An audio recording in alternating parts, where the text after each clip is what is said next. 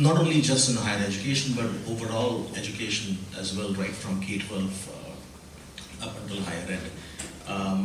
We now have data about the how the student has been learning. Is there a behavioral pattern there? In the past, we worked with a school district in upstate New York, and we had data about the tests that the students were scoring on, and we were able to predict that if a particular student scored in a particular range, then there was a higher probability of that student getting incarcerated in a high school, for example.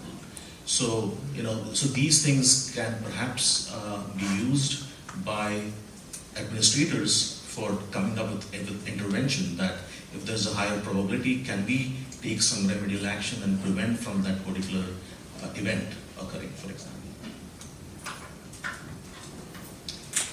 So we are working on a lot of anomaly detection, and there are a lot of different applications within marketing for anomaly detection. And so a few of the things that we have a specific focus on are being able to understand where we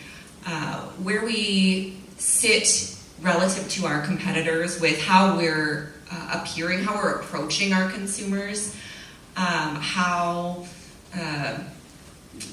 are we meeting them where we should be meeting them relative to where our competitors are, and also understanding, how is our spend, our marketing spend as it compares to our competitors, and where is that marketing spend? So there's a lot of applications of anomaly detection that we're looking at. That's kind of a big one. But when you think about marketing, there are a tremendous number of applications of anomaly detection, and so we're starting to integrate that within lots of different areas of our marketing organization to kind of allow us to more quickly be able to understand the landscape. So what is the consumer landscape? What is the competitive landscape? And so detecting those events really helps. I think one of the biggest trends we're starting to see nowadays too is people are starting to take a more holistic approach to understanding their data and how to use it. And realizing that data isn't just generated in a vacuum. There's people on the other end, or there's systems on the other end that create that. And so like an example of that is with Cludo, since we do website search, the thought used to be, people search because they're searching.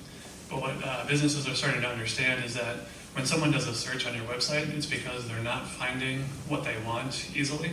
And so that is a flag for you as a business that you should fix your content, change your content, add content, and make it more end-user friendly. And so it's really that understanding that those searches and that data is coming from an actual human on the other end, and understanding their background for doing what they're doing.